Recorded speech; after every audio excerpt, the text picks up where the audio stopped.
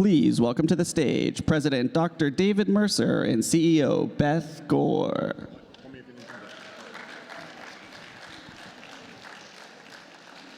Good morning, everyone.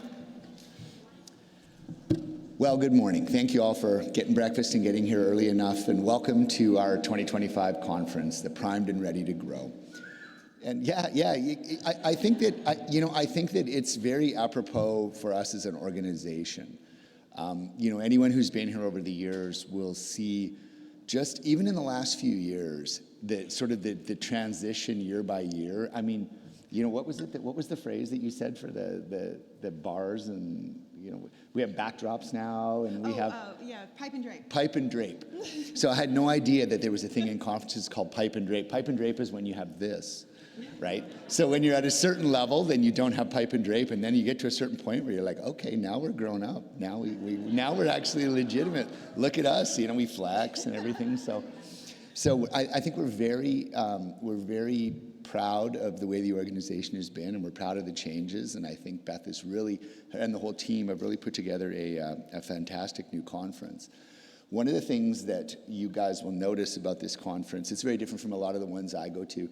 Academic conferences can be very dry sometimes. You go, and traditionally there's like 5,000 dudes in a navy blue suit. And it's, and you go to talks and it's kind of quiet, but this is not intended to be that way. This is really a gathering together in our small field of everyone who's a player, of academicians, of patients, of industry. And the point is for you all to interact together, much, much more than just go and be a passive recipient of information. You can do that if that's what you're comfortable with, but the real benefit will come if you start to interact with the vendors, go to the booths, go to the talks, talk to the other people who are here, and really do all of that kind of stuff. And that's, I think, what we try to do differently in this conference from other conferences. So hopefully you all have the most wonderful next few days, and we'll look forward to seeing a pretty exciting and varied program. Thank you. And I just want to talk really quickly as to why we came up with the theme Primed and Ready to Grow. So I like double entendres, right? So last year was connected, right? Connected, because that's what we call it whenever we, to G-tubes or to our intral or to our central lines, right? Well, hooking up is the actual term that a lot of people do, but that conveys a completely different kind of context. So we may have that session one day. But we are also this year, it's all, no, I'm serious about that one. I actually am serious. We really awesome truly, conference theme. That's totally. We really truly do need to have this. I'm voting for Oley hooking up. We don't talk about relationships. We don't talk about, if there's any kids in the room, right? We don't talk about those kind of things, and we should, and we're going to, because it's part of life. How do we talk to other people about what's under my whatevers and things like that? So we are seriously looking at something like that for all ages. But that's off the subject. Anyway, so this year it's primed and ready to grow. Primed because, well, you got to get our air out of the line, that's primed. But primed is also the word that we mean when we're ready. We're ready. We've spent a lot of time. The 40 years that existed, and then there was 4 years of COVID, so 39 years and then 4 years of COVID, and it kind of separated our community a lot by not being able to get together. And so 2 years ago, we were able to get back together, and last year was connected, and this year is we're ready to grow. What does that mean to us and as a staff and as a board? It means more people need to be connected to Oley. Why? Because we need to grow. I don't care how big Oley is. You know what I care about? Every single person who doesn't feel seen, they don't feel heard, they don't feel connected, they don't have community, they need to have that. We need to be loud enough that everybody knows we exist. Why? So that we can be big? No. So they have a place to go, so that they can be seen and known and heard and connected with each other. One of the most common things that people say about Oley is, I wish I would have found you sooner in my journey. So that's what we're working towards. How do we find them sooner in the journey? And that's going to take all of us. It's not going to take my staff, which is an amazing staff.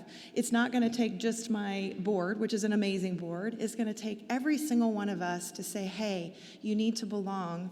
You feel outsider, and now you need to come in. I'm going to do a potential trigger warning for somebody, so just say that, is I had a conversation last year, and she just said, if I'd found Oley sooner, I might not have made my attempt. if you know what I mean by that.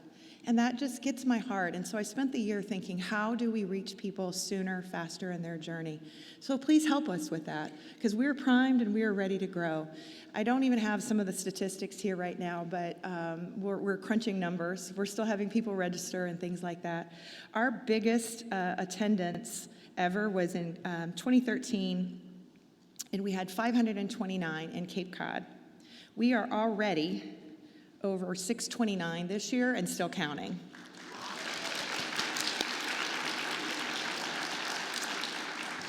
Last year we had just under 5. So you see, we're even just those kind of things. But one of the most important pieces is what I have Dr. Mercer talk about is this one right here. And that's this one. the first. Okay, yeah. So this is literally hot off the presses, and it's the first time attendees. And so this year, I think we have, by a long shot, the record of first-time people, just over 301 new first-time people. So if there is anybody in the room who would be here for the first time, would you just put your hand up so I can get a little bit of a sense? See, that's fantastic, because I mean, half of the room is here for the first time. So thank you. I think this is really, sort of lends off of everything that we've been talking about, which is this is really a time of growth for us. And seeing all these first-time people and trying to get people to really embrace the conference the way it's intended to work it'll be really fun to see how the next few days go. So. Yeah, thank you. And we want you to fully participate in everything. If you're a first-timer, find somebody who's not. If you just walk up to anyone, you're going to be able to see things. We're going to have sessions like this. We're going to have sessions in smaller rooms where we do breakouts. We'll have food for those who eat. We have an exhibit hall, which we call the Experience Expo. So you go in there and the vendors are in there. They're eager to talk to you. Why are they eager to talk to you? Because a lot of times they don't get to see real patients. They're a little bit disconnected sometimes when they manufacture things. Some of them are frontline, but some of them rarely get one-on-one contact with patients. And I find as a patient, my son is TPN. He's almost 15 for life. And I find that I never get to talk to industry either. Like, hey, I have some ideas. I have some innovative ideas and things like that. So I think it's a really great time to do that. Also, does this click forward? Let's see what's there. I guess not. Okay, so we have, I don't know if you notice everywhere, but this year we launched our new logo. Oley's had, not really a logo, but it just had a sign that was the script of the Oley Foundation. And we spent a long time developing this, and I hope you love it. Here's what it means. It was designed by patients who came up with the concept. It's in our latest Lifeline. There's a little more to that story. But it was designed, graphic art. We did hundreds of people on focus groups to make sure this made sense to you. People said, what's an Oley? What's an Oley? Actually, Oley is mostly, and we're like, but, you know. I want a shirt that says, spelled wrong, Oley, marked through, spelled wrong, Oley, marked through, and the right one that says Oley. Anybody would wear that shirt, or just me? Right. You'd wear it? And so what is it? What is it? And right now it says Oley, Home Nutrition Support. Ta-da, that's what it is. And that's what our logo does, and it represents both sides. And so you're gonna see this everywhere. So that's why we have merch this year and things like that with the logo, but we're just really proud.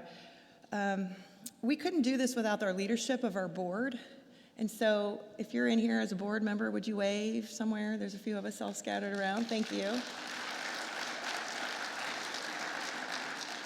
I'm really proud of our board. We're half patients and caregivers and half clinicians, because we believe you can't do anything without both sides. We have to have both of them together in order to talk and get together and figure these things out. There's our board. See there? That's what I was looking for. Thank you. Thank you, AV team. And then we couldn't do it without our beautiful staff either. So there's my staff. If you see them running around, thank them. This says staff on their lanyards. They are a very hardworking staff. We've doubled in size in our staff from last year as well, too.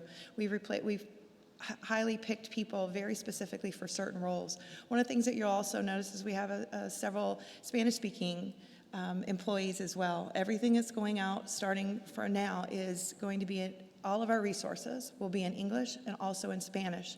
And they're all peer-reviewed, and I'm really proud of that. What that means is people with lived experience, people with clinical expertise have reviewed this and said, this makes sense to me. This works with the medicine. This works with with life experience. And it will be in English and in Spanish. I'm just really proud of that, because that population also deserves to be So thank you so much.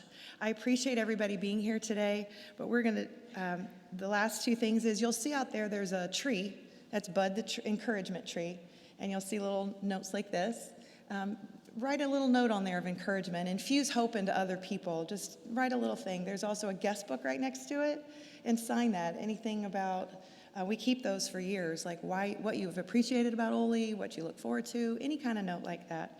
So with that, we're going to introduce our first speaker today. I'm going to have Dr. Mercer do that. Thank you.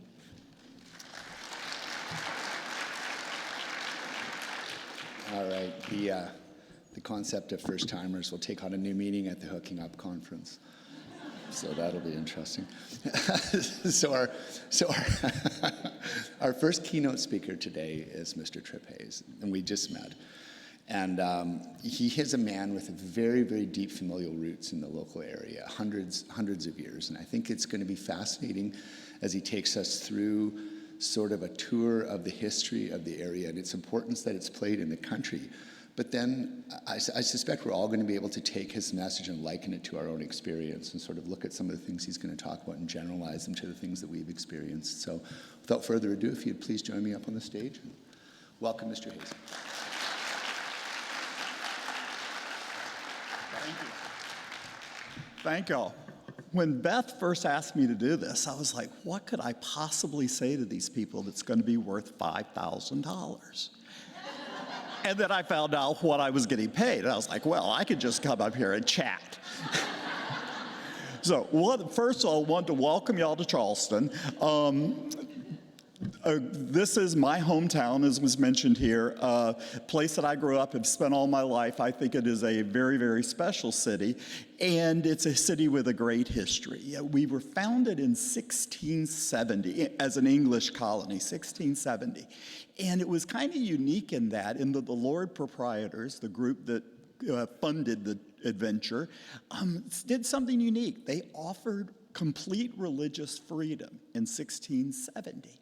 So that was not a high moral ground for them. It was simply, how do you get people to move to this colony, which is really hot during the summer, can be cold in the winter, and when you think about it, all the original settlers came from Northern Europe. And when they got here, things that they were certainly not expecting would be how hot it gets during the summer. And they also would not be expecting alligators. That would not have been an experience that they would have had. And I will tell you, there are a lot of them now here. I can't imagine what it was like in the 1600s. But founded in 1670, and again, it was purely an economic colony. We were here to make money. And they figured out, hold on, getting people to move here, how do you do that? Well, one of the ways was to offer religious freedom. And with that, we have the oldest Reformed synagogue in the United States. Our Jewish population dates into the 1680s. We had a lot of the things, the different religions we might call cults today. But when we in Charleston, when we say First Baptist, we do mean first. So that was it. So 1670, the colonies found out, how are you going to make money? Well, one of the little interesting tidbits, the first thing that kind of exported from Charleston that was making money was the blue dye indigo. What makes that a story? Anybody by chance read the book Indigo Girl? No? Okay. Then this will be there is one there. Okay. So the person who figured out how to make this blue dye into something that is going to generate money, that's going to be a trade item, was a 19-year-old girl. And thinking in the 1680s, 1690s, who would think that a girl would be having that degree of responsibility? But her name's Eliza Lucas Pinckney, and she is the one that really kind of got Charleston going from an economic point of view. Now, as that would go, indigo would become better sold elsewhere or better grown elsewhere. I mean, the real crop that made Charleston wealthy, and if you have an opportunity to get downtown Charleston in the historic district, you see all the beautiful homes, it was rice. Most people think, oh, probably cotton. Cotton was important, but we were the rice culture. Rice was the export crop that really made Charleston wealthy. However, with that came a difficult part of our history. And one of the things when we talked about, I want to go, our history is not moonlight and magnolias. That is not what our history is. There are some beautiful parts of our history, but then there are some not so beautiful parts of our history. And rice is an intense labor crop. And that means we had imported an awful lot of enslaved people into Charleston. In fact, the estimate is about 45% of enslaved Africans brought into our country came through the port of Charleston. And today, 90% of African Americans who can trace history to slavery, to being their family enslaved, can trace history to Charleston. We were a major, major port for bringing in the enslaved people. So that was one of the tougher parts of our history, and it's certainly what made Charleston wealthy, but that wealth was built on the back of enslaved people. But the people were also the people who knew how to grow rice, who were able to do that and made Charleston one of the wealthiest colonies the wealthiest colony in North America. By the mid-1700s, Charleston was the wealthiest city in North America and would stay that way through the end of the American Civil War. Charleston had 4 signers of the Declaration of Independence, so long history there. And now I'm going to kind of lost where I was going with that. You can tell I don't do this for a living. So Charleston is doing really, really well financially, and then, of course, comes the American Civil War. And again, if you know your history, first shot of the Civil War was actually fired here in Charleston. So our tie-in to that is tremendous in that sense. Charleston was seized during the war pretty quickly and went into pretty significant economic decline. And after the war, one of the things that makes Charleston a beautifully preserved city is that after the war, we didn't have the money to tear down and rebuild. So there was no option but to preserve the history of Charleston, and we did that very, very well. Going into the 1900s, Charleston starts getting money again, and that really came through the Charleston Navy base. That was kind of the economic driver that really drove the economy through the early part of this century. And then we got the blow in 1990 that base was closing, and we were like, oh my, what's Charleston going to do with that? Well, it's turned out we've really done a pretty good job of attracting industry, and one of the biggest is tourism. Tourism in Charleston is a $15 billion a year industry generation in that. We are very proudly #1 Condé Nast Travel Magazine's #1 small city, Travel and Leisure's #1 destination. We win a lot of those #1 awards, so tourism is a really, really big driver. And part of what our #1 thing that people come into Charleston for is still the history, but I'll also say the food is a pretty big draw now. We are really well known as a culinary destination as well. But again, it is a history that we want to tell honestly. And I guess today I can't be in front of you with not mentioning that today is, as a native Charlestonian, as someone who grew up and loved this city, probably 10 years ago today was my worst day as a Charlestonian. That was the day we turned on the news and knew that 9 people had been killed in a church. The saddest day in Charleston. And the young man who did it, and we never use his name in Charleston, the young man who did it said, hey, I'm doing this to create a race riot, to create disturbance. And that was his intent with that. And he was arrested the next day in North Carolina and brought here. And in the arraignment, something truly amazing happened. The families forgave him. And that set an entirely different tone from what that young man was looking to do. Because when the families of the victims forgave him, the guy who murdered him, they're not saying they're forgetting or even they're excusing, but their faith dictated that they had to break the cycle of hate. And that was their goal, and that turned it in a completely different direction. What we did, that was on a Friday when it was rain. And if you get downtown Charleston, you'll see the Cooper River Bridge. It's the big bridge with the big superstructure on it. We closed down the Cooper River Bridge. We had a love fest. We have two big celebrities in Charleston, Steve Colbert, the TV host, Darius Rucker, the country musician. Both of them came home to be with all of us.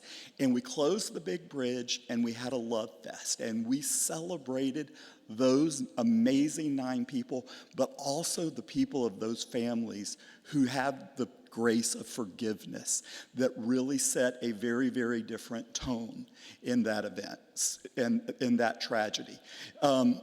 So that pretty much, and I'm sorry this has been a little shorter than I promised, but, I didn't mention that? Okay, also I do want to mention while you're in town, 2 things. First of all, we have the largest totally accessible playground is 3 miles from here in Park Circle. So if you have an opportunity to do that, it is a really cool area. It's like 55,000 square feet, really nice park. But also I want to mention the International African American Museum. The building is open 2 years ago this month, so it's a very, very new museum, and it uniquely tells the story of the enslaved Africans from the very beginning, going back in their life in Africa, the Middle Passage where thousands and thousands of people died in transit. And it tells that story in a very, very unique way. And the ground itself is hallowed. It is where they first, enslaved Africans coming into Charleston first stepped on North American soil, which is why the building is built up on stilts, because the ground underneath is hallowed ground. But a very, very special place, very much worth the visit if the opportunity comes for that. I'll take real quick, any questions?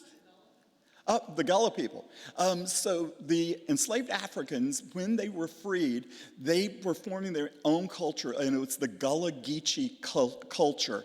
And it is something that we work at preserving today. It is that it really tells the evolution of people who are being freed from enslavement and then trying to integrate in, form an economy, build areas. You know, the first kind of settlement they had is a little area that's about 3 miles from here, not far off Park Circle. That is where they were able to come in and that. So it is a very big part of our culture that we look and celebrate. I mean, when you go downtown Charleston, if there's a signature item that's a takeaway as a gift, it's the sweetgrass baskets. That's an art the Africans brought over from Africa, perfected into an art. Now it's displayed in the Smithsonian and is really kind of one of the defining keepsakes of Charleston. They're not inexpensive, but they are absolutely beautiful. And but realize when you see that, you know, that it takes probably 30, 40 hours to weave a small basket like this. And when you see them like this, you can imagine the amount of time that goes into that. Pardon?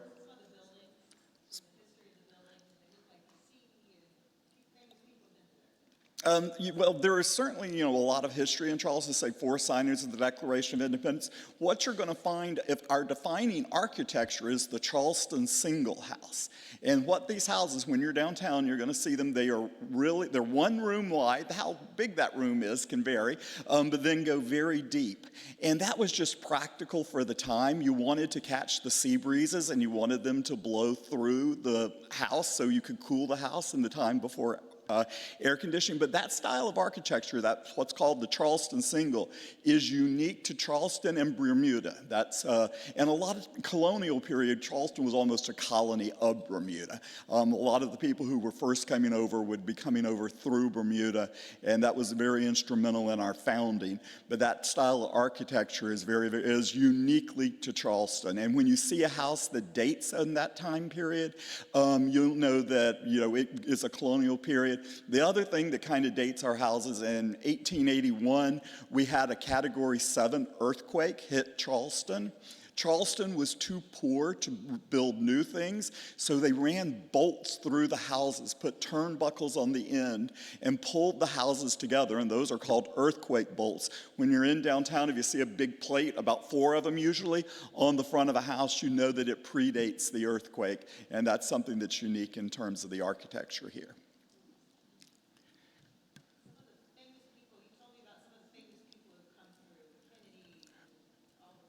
Well, there have been, Charleston had a large number of people, and I'm kind of on that one. I'm not really doing a good recall of that. I'm sorry on that one.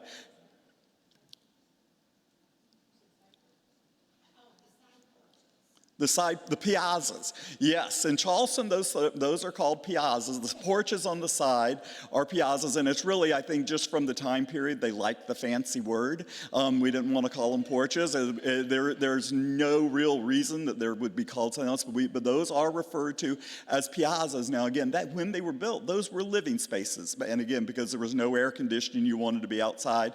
I mean, people will ask me, hey, Tripp, we're coming to Charleston in January, February. What's the weather going to be like? I'm like, I can't answer that. It could be mid-70s as the high. It could be 40s. You want to know what it's going to be like in July and August? I can guarantee you what that is going to be like. It's going to be hot, really hot, and about 5 in the afternoon, somebody's going to get a thunderstorm. It may not be you, but someone will. So that was actually living space on that, and that's why the front door, what looks like the front door, is actually just the door into the piazza, and the front door is on the side of the house. But you had that, it was for your privacy, because again, the piazzas were living spaces as much as porches. Yes, ma'am.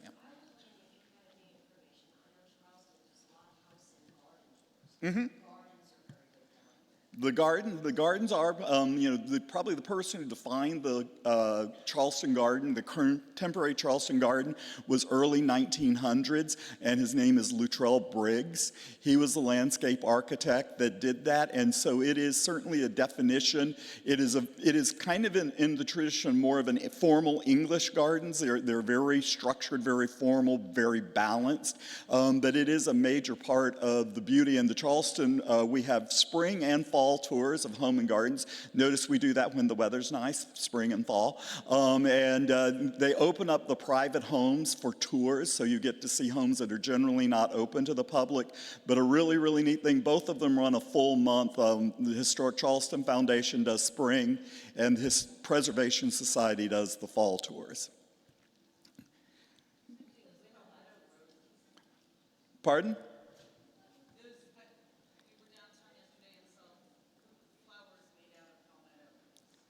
The palmetto roses, that's something similar to the sweetgrass baskets, the ladies weaving that, except for those are really pretty quick to make. In fact, I've got somebody who does a class on them, and you can learn to do them unless you've got my skill, and then you can't learn to do it, even though you've been through the class 3 or 4 times. But they're a unique little feature of that, and it is, you find them, and we do have some of the young kids, and they're young people who make these palmetto roses, are a little bit aggressive in selling them. I will say, be a little cautious. If somebody's handing it to you for like it's free, it's not. There's going to be a payment asked for that, but it is certainly becoming, it is kind of a follow-up, a much easier follow-up on the sweetgrass baskets, because they are made as the sweetgrass, the salt marsh grass that we had there. Yes.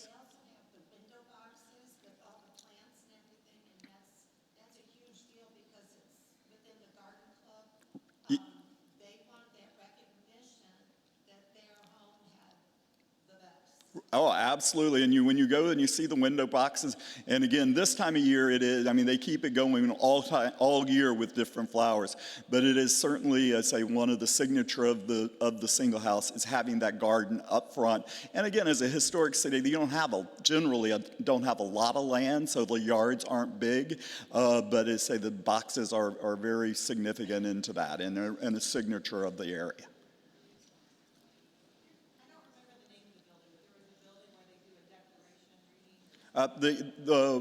Old Exchange, which is at the end of Broad Street on East Bay Street, the Old Exchange and Provost Dungeon, considered the third most historically significant building in the United States behind Independence Hall and Faneuil Hall in Boston. Declaration of Independence was read to the citizens of Charleston there. President Washington was entertained there. In his diary, he said, reported on that evening he danced with 71 ladies. So a very, very busy night for President Washington during his Southern tour. The Ordinance of Secession was read from there, so I'd say it is extremely significant. And then American patriots were imprisoned in the Provost Dungeon by the British when the city was occupied by the British during the American Revolution. So that, I say, it's considered the third most historically significant, and it is a museum that's open for visitation.